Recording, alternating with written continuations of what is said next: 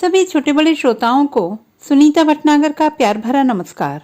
Audio stories के हमारे channel कहानी जगत में आप सभी का स्वागत है। हिंदी कहानियों की श्रृंखला में आइए आज सुनते हैं जया जादवानी जी द्वारा रचित कहानी मेरी कोई तस्वीर नहीं।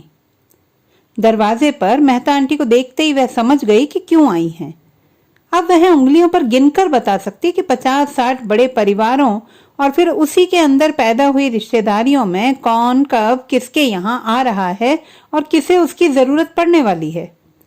जरूरत ही तो है वह, एक आवश्यकता अनुसार लोगों की आंखों में जलती बुझती। अब तो वह सिर्फ मुद्राओं से बता सकती है कि सामने वाले को किस चीज की जरूरत है और वह क्यों आया है। इस शब्द का पर्याय है वह अपने घर के लिए, मोहल्ले के लिए। क्या मेरी मुद्राएं किसी से कुछ नहीं कहती, या कि घिस घिसाकर मैं एक गोल मोढ़ा बन गई हूं जिसे किसी भी तरफ लुढ़का दो। वह मेहता आंटी को निकट आते देख रही है और देख रही है अपने होंठों पर एक सूखी मुस्कान फैलते। नमस्ते आंटी, उसने कहा। यूं कोई फर्क नहीं पड़ता, आप नमस्ते करो ना करो। अब वे आई हैं तो ले जाए बिना तो मानेंगी नहीं। किस्मत से मिलते हैं अच्छे पड़ोसी। वे आपके जख्मों पर ठंडा लेप लगाते हैं, आपके माथे पर हाथ फेरते हैं, बीच बीच में परत उघाड़ कर देख लेते हैं कि जख्म सूखा कि नहीं। फिर तो यहाँ पूरे मोहल्ले ने कसम खाई हुई है अच्छा पड़ोसी होने की। मोहल्ले की मदद से ही यहाँ सब काम साधे जाते हैं। लड़की की सगाई हो या शादी, बच्चे का मुंडन हो या उपनयन संस्कार, घर में मेहमान आए हो या कोई त्योहार हो, आप किसी भी वक्त किसी को भी बुला सकते हो। उसमें भी कुछ खास बंदे हर जगह हर अवसर पर मौजूद रहते हैं। उन्हें हर घर की हर चीज का इतिहास पता होता है। इसी से फिर वे उनके भविष्य का निर्धारण करने सहज और आसान काम करते हैं। चीज मतलब लोग। नमस्ते बेटा, क्या कर रही हो? उन्होंने अत्यंत मीठे स्वर में कहा। मीठे सोते के पीछे होता है क्या कहीं गर्म पानी का सोता? जब यही अपने पति से झगड़ती हैं तो घर की सारी चीजें बाहर निकलकर इनकी हाथापाई के लिए खुली जगह छोड़ देती हैं। अभी तो सुबह हुई है, आंटी देखिए ना घर कैसा लग रहा है। 11 बजे तक तो सांस भी नहीं ली जाती ठीक से। उसने पानी की बाल्टी में सर्फ घोलते हुए कहा। पास ही मैले कपड़ों का ढेर पड़ा है। माँ कैसी हैं? अब वे सब के लिए पूछेंगी।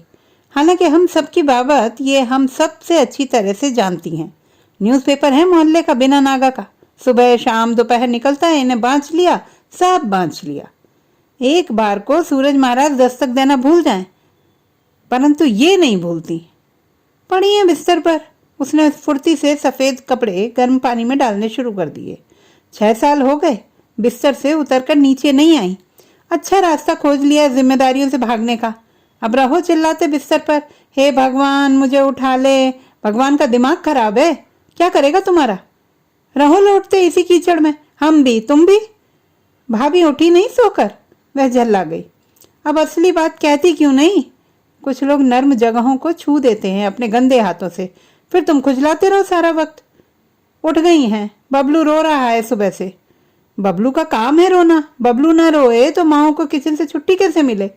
बबलू का हंसना रोना माँ की इच्छा पर। कुछ करने का मन नहीं, बबलू को बात बेबात थप्पड़ मार दो या चूंटी काट दो, उसका पसंदीदा खिलौना छीन लो। बबलू को भी मालूम है कब रोना है कब नहीं रोना है। हे भगवान, उसने नफरत से सोचा, क्या इस सब से मुक्ति मिलेगी? मेरी शादी क्यों नहीं कर देता कोई? ये चाहते भी हैं या नहीं करने मेरी शादी? भैया हर लड़का यह कहकर रिजेक्ट कर आते कि हमारी रेशु के लायक नहीं है। तुम्हारी रेशु?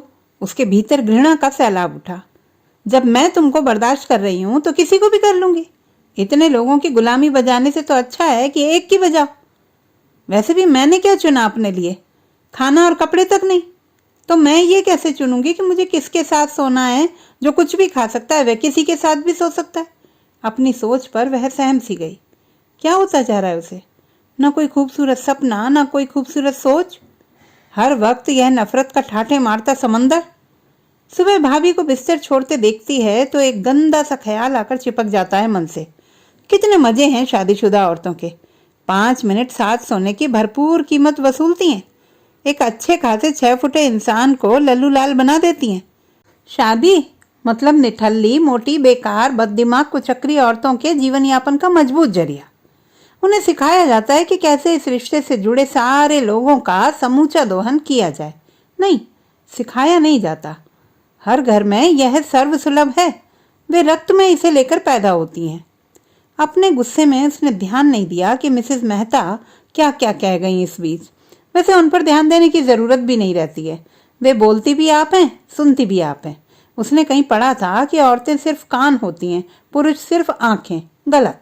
औरतें सिर्फ जुबान होती हैं, पुरुष सिर्फ लार। किसी को ऐसे दिन ना दिखाए। पहले शायद भगवान कहा होगा, वे कहती जा रही हैं। 6 साल हो गए इस लकवे को। अब तो सिर्फ याद रह गई है कैसे झमाझम चला करती थी वो। हम दोनों तो जानबूझकर पैदल जाते थे फिल्म देखने। भगवान, क्या ऐसी सचमुच की कोई चीज होती है? कोई रुमाल जिससे आप अपना मैला चेहरा साफ कर सकें, या कोई उंगली जैसी चीज जिसे तुम लड़खड़ाते ही पकड़ लो? उसने तो उसी दिन इस नाम को छोड़ दिया था जब भाभी को जवाब देने की सजा में भैया ने कसकर एक झापड़ रसीद किया था। उसने सारे भगवान एक झोले में डाले और नदी में सिरा आई थी। गिरते ही वे भीतर डूब गए थे। अब वह कहीं नहीं जाती रोते हुए। भीतर ही गिर जाते हैं आंसू, भीतर ही जम जाते हैं। बर्फ के खारे पहाड़ खड़े रहते हैं भीतर, दूसरी अनछुई चीजों की तरह जो वक्त की गर्द में अपना असली रंग खो चुकी हैं। सारे कपड़ों को ब्रश लग गया था।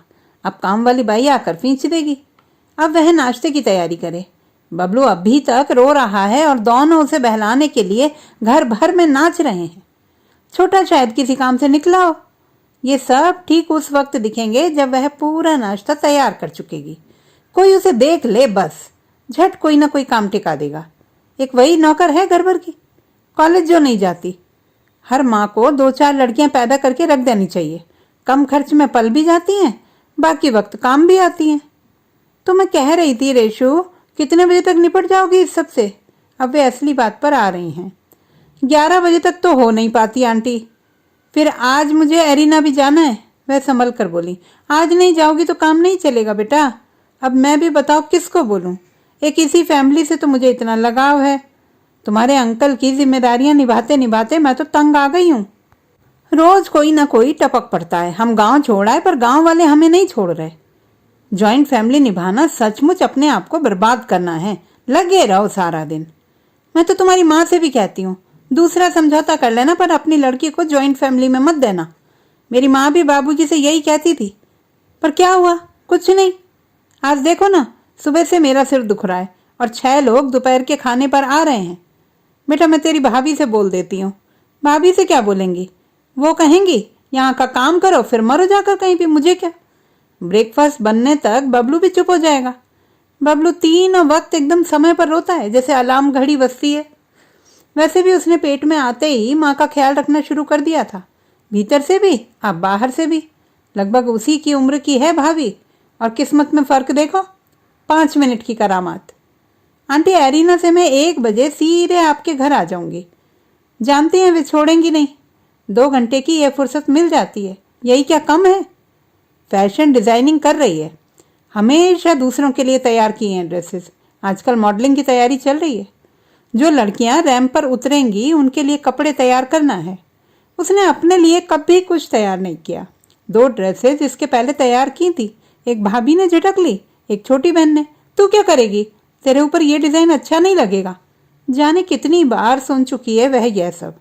उस पर क्या अच्छा लगेगा कभी सोच ही नहीं पाती। ना अपने बनाए डिजाइन में खुद को देख या सोच पाती है। मेरी कोई अपनी तस्वीर भी तो मेरे पास नहीं है। हर आदमी के पास अपनी एक तस्वीर होनी ही चाहिए, नंगी तस्वीर जिसे वह जब चाहे जैसे सजाए संवारे, उसे कपड़े पहनाए या उतारे। हमें तो पहनाता भी कोई और है और उतारता भी कोई और ही है। मेहता आंटी चली गई दूसरे द्वार पर दस्तक देने। उसने आलू बना लिए हैं और अब पूरियां निकाल रही है। आज उसे जाना है और वह एक एक गर्म पराठा देने के लिए ठहर नहीं सकती। भाभी बबलू को दूध देने के बहाने झांक गई हैं कि सब कुछ ठीक चल रहा है या नहीं। बबलू को दूध पिलाने के बाद वे उसे नहलाने का प्रोग्राम बनाएंगी। गर्म पानी के टब में उसे देर तक बैठाए रखेंगी। फिर भैया जाएंगे नहाने, कमरे का दरवाजा बंद हो जाएगा, कम से कम आधा घंटे के लिए। हम हैं ना बंद कमरों का अंजाम। उसने छन्न से पूड़ी डाली और गर्म घी उछला तो हाथ जल गया जरा सा। परवाह नहीं, रोज कहीं ना कहीं जलता है, कोई जगह खाली नहीं है। नाश्ता तैयार कर वह नहाने भागी। 10:30 बज गए थे। कभी भी इतना वक्त नहीं मिलता कि आराम से नहा ले। सोते जागते उठते बैठते हर वक्त में जल्दी। बाल्टी भर रही है, वह जल्दी जल्दी साबुन घिस रही है, जो हाथ लग जाए वही। उसके जाने के बाद भाभी बड़े आराम से चंदन का लेप पूरे शरीर पर लगाएंगी और तख्त पर लेट जाएंगी उसके सूखने तक। उनके पास से गुजरो तो चंदन की महक आती है। विषधर तभी लिपटा रहता है हमेशा। एक आदत मुझे भी चाहिए, जिसे कांख में दबाए आप लेटे रहो हमेशा। आईने में उसने अपने आप को देखा। सांवली धुंधली एक तस्वीर, कोई रंग नहीं। वह देख नहीं पाती ठीक से, डर लगता है। सुंदरता भाग्य और आत्मविश्वास भी लाती है क्या? मुझे तो कुछ भी नहीं मिला, कुछ भी नहीं। उसने अपने खाली हाथों को देखा और जल्दी जल्दी उन्हें चलाने लगी। वे चलते रहते हैं तो ध्यान बटा रहता है। बाहर आकर चलते चलते 2 पूड़ियां ठूसी और अपनी स्कूटी पर भाग छूटी। सुबह 5 बजे से शुरू होता है ये चक्र। उठ रेशु उठ, 5 बज गए, देर हो जाएगी फिर। माँ कभी प्रेम से उठाती, कभी झिड़क कर। उसे याद नहीं आता कि कभी वो चैन से सो पाई हो। रोज 12 बज जाते रात में। फिर कई बार माँ के लिए पेशाब के लिए उठाओ, फिर उन्हें पॉट देना, फिर पेशाब करवाना, बाथरूम में जाकर उसे धोना, लाकर रखना, सुबह भी वही टट्टी पेशाब, नहलाना, कपड़े पहनाना। इतने बरस तो माँ ने भी नहीं धोया होगा उसका गुमूत। बेटे की शादी की कि बहू आकर सेवा करेगी। पहले ही साल पहला बच्चा, वह भी बेटा, और इस यातना का नया अध्याय शुरू हो गया। कभी कभी वह शिद्दत से सोचती है कि ऐसा नहीं हो सकता कि एक सुबह वह उठे और माँ को निर्जीव अपने बिस्तर पर पड़ा पाए। सारे झंझटों से एक साथ मुक्ति मिल जाए। देखती है खिचड़ी बाल लिए, झुर्रियों से अटा चेहरा। कुछ महीने पहले सिर में इतनी जुएं पड़ गई थी कि सारे बिस्तर पर रेंगा करती थी। बाबूजी ने सारे बाल कटवा दिए और फिर जुएं मारने वाला पाउडर मलवा दिया उनके सिर पर। 2 दिन में सब साफ। वह टेढ़े मेढ़े बालों वाली आदि निर्जीव कुरूप सी स्त्री कितनों का जीवन तबाह किए दे रही है। कहती है रेणु की शादी के बाद चैन से मरूंगी। मरो तो, जब तो चैन से शादी हो। किसको पड़ी है बेताल अपने कंधों पर ढोए? एक मेरे ही कंधे दिखते हैं सबको। कभी कभी रात को बाबूजी उनके कमरे में आते हैं तो वे उसके रिश्ते की बात पूछती हैं। कहाँ गए थे? वहाँ। क्या हुआ? खासकर जब वह सामने हो तब। अभी बात जम नहीं रही, वे अनिश्चित स्वर में कहते और जरा सी देर बैठकर अपने कमरे में चले जाते। वह उन सब को शक से देखती है। क्या वे सचमुच उसका ब्याह करना चाहते? उसके बाद फिर किसकी बारी है? छोटी बहन की। जब तक राक्षस का पेट है तब तक बलि भी है। उसने अपनी मॉडल के लिए 3 ड्रेसेस तैयार की हैं जिन्हें पहनकर वह रैंप पर उतरेगी। लड़कियों में चर्चा है कि उसकी ड्रेसेस सबसे अच्छी हैं। हो सकता है बेस्ट ड्रेस उसी की चुनी जाए। रात रात भर अपनी कल्पनाओं की चिंदी चिंदी जोड़कर उसने वे ड्रेसेस तैयार की हैं किसी और के लिए। खुद तो वह बिल्कुल साधारण कपड़े पहनती है। 2-4 जो अच्छे से हैं उसके अपने नहीं, भाभी के हैं। डिलीवरी के बाद वे मोटी हो गई और उदारतापूर्वक अपने कपड़े उसे दे दिए, जिन्हें पहनते वक्त उसे सूखे पुआल की सी महक आती है। ऐसी महक उसे कपड़े धोते वक्त मैले कपड़ों में से आती है और इस महक से उसे सख्त नफरत थी। अपने तैयार किए हुए कपड़े उसने सूंघ कर देखे, कुछ नहीं था उसमें, गंध विहीन थे वे। उसकी मॉडल रितिका सिन्हा आ गई है। लटीम शटीम सांवला फिगर, सुतवा नाक, काली आंखें और खूब लंबे बाल। सांवले औसत चेहरे को भी ये लड़कियां लीप पोत कर कुछ और बना लेती हैं। रैंप पर चलती हैं कैटवॉक करती हुई तो सामने वाले को निमंत्रण देती सी लगती हैं। क्या इस सारे कारोबार का एक ही मुख्य बिंदु है जिसके इर्द गिर्द ये समूची सृष्टि नाचती है? वह उससे बहस करती है, यह नहीं वह, यहाँ से छोटा करो, यहाँ से टाइट जरा सा और दिखना चाहिए। जो बाहर है वह भी, जो भीतर है और ज्यादा। कोई भी लड़की अगर अपनी मूल प्रवृत्ति को नहीं जगाती बेकार है। साथ होने का रस बगैर साथ हुए बेहतर ढंग से लिया जा सकता है। ये क्या सोची जा रही है वह? उसके भीतर कितनी नफरत है। कभी किसी चीज को बेहतर ढंग से लिया जा सकता है? रितिका सिन्हा उसे समझाकर चली गई तो वह पुनः अपने काम में जुट गई। नहीं करना चाहती थी वह यह काम। वह तो क्लिनिकल साइकोलॉजी करना चाहती थी। उसने बड़े मन से बीए में यह सब्जेक्ट लिया था और इसके लिए उसे बाहर जाना पड़ता। घर वाले उस जैसा मुफ्त का नौकर कहाँ से पाते, सो उसे घर बैठा दिया गया। अब किसी को सौंपे जाने को उसे तैयार किया जा रहा है। जो भी कौने कुतरे दिख रहे हैं बाहर उन्हें छील कर। इसी सब का बदला लेते हैं हम दूसरों से। क्या वह भी लेगी? वह भी तो सोचती है माँ का मैला धोते वक्त कि काश अभी इसी क्षण यह घृणित शरीर उसके हाथ से फिसल कर जमीन पर गिर जाए। भाभी के कमरे का बंद दरवाजा देखते ही ईर्ष्या और द्वेष से भर जाती है। Oh shit! उसने जल्दी जल्दी अपना काम खत्म करना जारी रखा। वापस लौटी तो अपने घर की बजाय मेहता आंटी के घर। अपने घर जाने की तो इच्छा ही नहीं होती। नहीं रहेगी तो भाभी जैसे तैसे काम निपटा लेगी। उसके पहुंचते तो बबलू का रोना शुरू हो जाएगा या फिर वे फोन से चिपक जाएंगे। मेहता आंटी ने काफी तैयारी करके रखी हुई थी। पहुंचते ही उसने कमान संभाल ली। 3 बजे तक सब तैयार हो जाएगा। उन्होंने निश्चिंतता की सांस ली। अब वे ड्राइंग रूम की सज्जा पर ध्यान दे सकती हैं। उन्होंने क्या क्या बनाना है बताकर छुट्टी पा ली और बाहर निकल गई। सिर्फ मेहता आंटी ही नहीं, हफ्ते के 5 दिन कोई ना कोई उसे बुलाने आ जाता है। किसी की डिलीवरी हो गई या कोई हॉस्पिटल में है, किसी का बच्चा बीमार है, कोई खुद। वैसे बीमारी का बहाना सबसे आम है। वह जानती है औरतें न खुश रहना चाहती हैं न स्वस्थ। सारी बीमारियों की जड़ वे स्वयं हैं। बहुत जल्दी उनके भीतर सब कुछ मर जाता है, किसी भी सपने या इच्छा के अभाव में। अब कहीं भी खटो क्या फर्क पड़ता है। वह भी ये सोच सकती है कि उसे किसी की जरूरत है, किसी का काम उसके बिना रुक सकता है। अरे जब इसकी शादी हो जाएगी तो क्या करोगी तुम? मिस्टर मेहता प्रशंसात्मक ढंग से उसे देखते हुए कहते हैं मिसेस मेहता से। क्या करूंगी? सबको मना कर दूंगी मेरे घर मत आओ, मैं अकेली हूं। फिर इसकी छोटी बहन रागी भी तो है, अपनी ही बच्ची है। हाँ कोई ना कोई है। उसके पापा 7 भाई हैं, 7 चाचियां, उनके बच्चे बच्चों के बच्चे, कहने को सब अलग, पर एक दूसरे की संभावनाओं को लपकने को हर दम तैयार। और फिर मोहल्ला भी तो है, सब अपने। अपनेपन की ये बेस्वाद पुड़िया वह रोज पानी के साथ निगलती है। उसने ग्रीन पुलाव बना लिया है और अब पनीर तलने के लिए तेल की कड़ाही गैस पर रख दी है। जब तक तेल गर्म हो वह सलाद तैयार कर ले। पनीर के साथ बूंदी भी तो तलनी है रायते के लिए। इच्छाओं का पिटारा है यह जिस्म। हर वक्त कुछ न कुछ इस भट्टी में झोंकते रहो। सारी सोच यहीं से शुरू और यहीं पर खत्म। बाहर से बातें करने की आवाजें आ रही हैं। मिस्टर मेहता मेहमानों के साथ आ गए हैं शायद। उसने सलाद की 2 बड़ी प्लेट सजाकर दूर रख दी और पनीर तलने लगी। अरे क्या क्या बना रही है हमारी बिटिया? मिस्टर मेहता किचन में आ गए हैं। उसने नमस्ते की और काम में जुटी रही। तुम्हारे बिना तो इस घर में कभी कुछ नहीं होगा। मैं कहता हूँ तुम्हारी आंटी से बेटियां बड़ी काम की चीज होती हैं। देखो ना, तीनों लड़के हमें छोड़कर बाहर पढ़ने चले गए। बेटी होती तो जी बहलाती। मैं तो अब भी कहता हूँ तुम्हारी आंटी से कुछ देर नहीं हुई है, अभी भी सोचा जा सकता है। और वे हंसने लगे, निर्लज्ज सी हंसी। उसने अपनी आंखें ऊपर नहीं उठाई, लगी रही अपने काम में।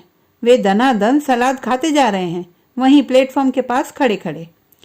उसने पनीर की प्लेट दूर सरका दी और बूंदी डालने की तैयारी करने लगी। ड्राइंग रूम से म्यूजिक और ठहाकों के मिले जुले स्वर आ रहे हैं। न चाहते हुए भी हम सब कुछ कितना बेहतरीन ढंग से निभा जाते हैं। सच, मनुष्य से बड़ा कोई एक्टर नहीं। उन्होंने तुरंत पनीर उठा लिया और खाने लगे। अजीब सा लगा। अंकल आपको भूख लगी है शायद, उसने यूं ही कहा। बहुत। उन्होंने स्टूल खिसका लिया और वहीं बैठ गए। खाना जारी था। कल रात देर से आया, ठंडा खाना रखा था, बिना खाए सोया तो सुबह तुम्हारी आंटी से झगड़ा हो गया। बिना ब्रेकफास्ट किए ऑफिस चला गया। तुम समझाती क्यों नहीं रेशु? उन्होंने अचानक हाथ पकड़ लिया। उसका बायां हाथ। दाएं से बूंदी निकालती हथेली कांपने लगी। उसने डरते हुए उन्हें देखा। हाँ, भूख ही तो थी वहां, जो उसने गाहे बगाहे जाने कितनी आंखों में देखी थी, जो बड़ी निर्लज्जता से पहले आंखों फिर पूरे जिस्म पर फैल जाती हैं। हाथ छोड़िए अंकल। अचानक उसके भीतर दबा हुआ गुस्सा फुंफकारने लगा। उन्होंने कहा कुछ नहीं। एक गंदी मुस्कान मरे हुए कीड़े की तरह उनके मुख पर चिपक गई थी। अपने हाथ में उसका हाथ भींचते हुए वे अपने होंठों तक ले जाने लगे थे कि उसने नफरत से सुलगते हुए गर्म कलछी उनके उसी हाथ पर रख दी। यूं चौंके कि करंट लगा हो और स्टूल से उठते उठते उसे दोनों हाथों से धक्का दे दिया। उसका कलछी वाला हाथ टकराया कड़ाही से और पूरी कड़ाही उछलते हुए उस पर। एक भयानक चीख और सब कुछ शांत। होश आया हॉस्पिटल के बिस्तर पर। देखा पिताजी और भाई खड़े हैं, मातमी चेहरा लिए। उनके पीछे मेहता आंटी के साथ छोटी बहन। किसी ने उसे मुस्कुराकर नहीं देखा। वे बुत बने खड़े थे। दाहिनी तरफ सफेद पट्टियों से ढकी देह। गर्म तेल अपनी देह पर गिरते और स्किन को आलूओं की तरह झुलसते देख लिया था उसने बेहोश होने से पहले। नहीं, उसे पीड़ा नहीं हुई थी, हुआ था सारे जंजालों से मुक्ति का एहसास। अब वह सारे झंझटों से दूर है। उसने अपनी आंखें बंद कर ली। दीदी, भगवान का शुक्र है तुम बच गई, तुम्हारा चेहरा भी बच गया दीदी। मेहता आंटी कह रही थी वो तो कड़ाही में घी कम था, नहीं तो जाने क्या होता। वो तो तुम्हारे अंकल वहीं खड़े पानी पी रहे थे और उन्होंने तुम्हें बचा लिया। छोटी बहन ने उसका बायां हाथ अपने हाथ में लिया हुआ है और उसे बता रही है। 5वें दिन वह घर लौट आई है। उसे अब बहन के कमरे में शिफ्ट कर दिया गया है। बहन वहां स्थानांतरित हो गई है। उसने अपना दायां हाथ देखा, कोहनी से नीचे काफी जल गया था।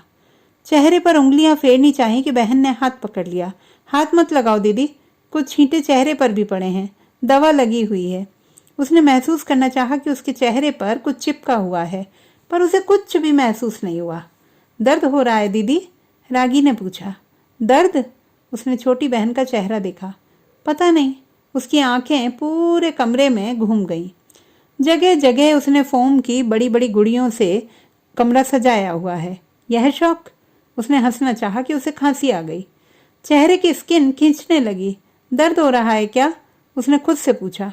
उधर से कोई जवाब नहीं आया। दीदी, तुम्हें देखना है तुम कहाँ कहाँ जली हो? छोटी बहन कमरे में आईना ढूंढने लगी।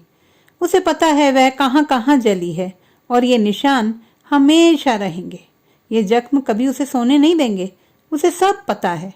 भीतर बर्फ के खारे पहाड़ ऊंचे और ऊंचे होते जा रहे हैं। बहन को आईना नहीं मिला कमरे में तो वह दूसरे कमरे में चली गई है। कमरे की खिड़की खुली हुई है। बदली है, शायद बारिश हो। ठंडी हवा का झोंका भीतर आया। सूखी आंखें सूखने लगी। आज बबलू नहीं रो रहा। किचन में से काम करने की आवाज आ रही है। भैया जल्दी जल्दी तैयार हो रहे होंगे। बाथरूम का दरवाजा बंद भी होगा तो कमरे का खुला होगा। आज सुबह से उसे किसी ने नहीं उठाया। वह 9 बजे तक सोती रही। रागी स्कूल नहीं गई होगी, तभी यहाँ है। वध स्थल वही है, सिर्फ बलि बदल गई है। उसका मुंह कड़वा हो आया। उसने ब्रश तक नहीं किया है। उसे अपने में से एक अजब सी गंध आ रही है, कभी जलने की, कभी सूखे पुआल की, अजीब सी सीलन की, चिरी हुई लकड़ी की, दवाओं की, मलहम की। उसे पता नहीं कौन सी गंध उसकी अपनी है। उसे एक बार फिर लगा कि उसकी कोई महक नहीं। अनिच्छा से कहीं भी खिल आया बेशरम का फूल है वह। झड़ जाएगी उसी कीचड़ में, कोई जान तक नहीं पाएगा। यह उगते ही है गंदी नालियों, लावारिस जगहों के आसपास। बाहर हल्की हल्की बारिश होने लगी है। सौंधी मिट्टी की खुशबू। उसने गहरी सांस भरकर महसूस करने की कोशिश की। नहीं, कुछ नहीं। उसके चारों तरफ इतनी गंधे हैं कि कुछ और इन्हें भेद ही नहीं सकता। वह घुटती रहेगी इसी बासेपन में। रागी आईना ले आई है। उसने अपना हाथ पीछे कर रखा है। डरोगी तो नहीं ना दीदी? उसने शंकित स्वर में पूछा। शायद डर ही जाऊं। मुझे अपना चेहरा याद नहीं आ रहा। उसने मुस्कुराकर कहा। तुम आईना नहीं देखती? सिर्फ आईना देखती हूँ। उसने अपनी पलकें मूंद ली। रागी, एक काम करोगी पहले? बोलो दीदी। उसने आईना टेबल पर रख दिया। मुझे मेरी एक तस्वीर ला दे। पहले उसे देख लूं कैसी लगती थी, फिर तो आईना देखकर जान पाऊंगी कि अब कैसी लग रही हूँ। तुम भी दीदी। वह उसे देखकर हंस दी। अच्छा, अभी लाती हूँ। वह बाहर चली गई और जरा से इंतजार के बाद एक भारी भरकम एल्बम लाकर उसके पलंग पर रख दिया। अब रुको, मुझे ढूंढने दो। ढूंढो रागी, शायद मैं मिल ही जाऊं। वह यूं ही मुस्कुरा दी। कमरे में एल्बम पलटे जाने की आवाज है, जैसे कोई दबे पांव चल रहा हो। भीतर भीतर और भीतर, स्किन के भीतर रेंगता एक कीड़ा सा। वह हाथ हटाकर झटक देना चाहती है और अपने जख्मों को छूना भी नहीं चाहती। अब कीड़ा ठीक जख्म के ऊपर है, मांस का रेशा रेशा कुतरता हुआ। अजब सी लाचारी में उसने अपना सिर तकिए में भींच लिया। रागी, मैं खुद को कैसे पहचानूंगी कि यह मैं हूं? उसने पीड़ा से विकृत हो रहे चेहरे पर मुस्कान की भीनी चादर डाल दी। रागी अवाक उसका मुंह देख रही है। अपने चेहरे से? और कैसे? पर तुम यहां तो कहीं नहीं हो दीदी। उसने अनमने ढंग से एल्बम बंद कर दूर सरका दी। रागी, मेरा चेहरा कहाँ है? रागी स्तब्ध बैठी है। उसका चेहरा आईने की तरह सपाट है। दीदी बौरा गई है। मेरी कोई तस्वीर नहीं है रागी, किसी ने नहीं बनाई हमारी तस्वीर। हम ही से नहीं बनाई गई, हम आईना बनकर रह गए। अचानक बबलू के जोर से रोने की आवाज आई। रागी उठकर बाहर भागी। भविष्य के उल्टे पड़े आईने में उसका संभावित चेहरा झिलमिलाने लगा। तो दोस्तों, ये थी हमारी आज की कहानी। आपको कैसी लगी कमेंट बॉक्स में लिखना ना भूलें। चैनल को सब्सक्राइब करें, लाइक करें और मित्रों के साथ शेयर करें।